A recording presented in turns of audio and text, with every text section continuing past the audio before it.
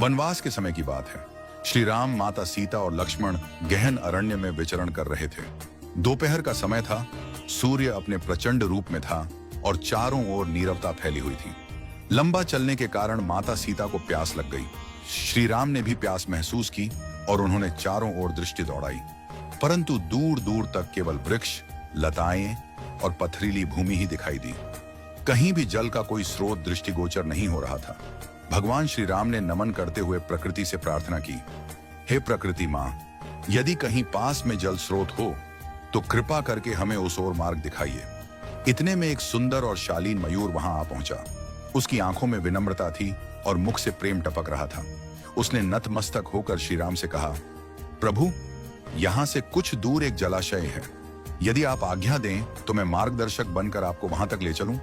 श्री राम ने मुस्कुराकर कहा, प्रिय पक्षीराज, यह तो अत्यंत पुण्य का कार्य है, परंतु तुम इतने चिंतित क्यों हो?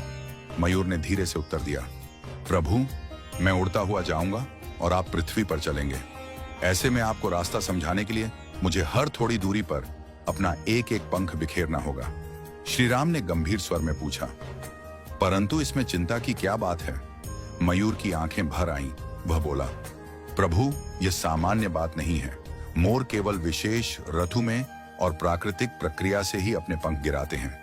यदि मैं अपनी इच्छा से उन्हें त्यागता हूं तो यह मेरी जीवन शक्ति को क्षीण कर देगा। अंततः मेरी मृत्यु निश्चित होगी। यह सुनकर श्री राम की आंखें नम हो गईं। फिर भी जल के बिना माता सीता की पीड़ा देखकर उन्होंने मयूर की सहायता स्वीकार कर ली। मयूर उड़ता गया और एक एक कर अपने सुंदर पंख गिराता गया। श्री राम, लक्ष्मण और सीता उन्हीं पंखों के सहारे मार्ग तय करते हुए आगे बढ़ते रहे। जब वे जलाशय तक पहुंचे तब मयूर थककर भूमि पर गिर पड़ा। उसकी श्वासें मंद पड़ने लगी थी। जीवन का अंतिम क्षण आ पहुंचा था। उसने भगवान श्री राम की ओर देखकर कहा, प्रभु, आप वही हैं जो संसार की तृष्णा मिटाते हैं।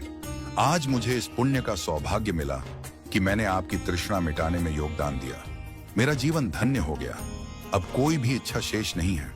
श्री राम उसके समीप आए, उसके मस्तक पर करुणा से हाथ रखा और बोले, प्रिय मयूर, तुमने जो त्याग किया है वह केवल जल नहीं बल्कि प्रेम और समर्पण की गाथा है।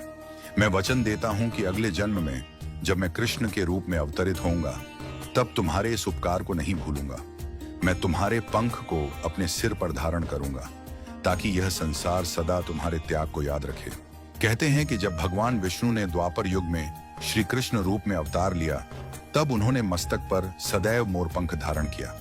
वह पंख कोई साधारण आभूषण नहीं था, वह एक आनंद की पूर्ति थी, एक पक्षी के समर्पण, प्रेम और सेवा का सम्मान।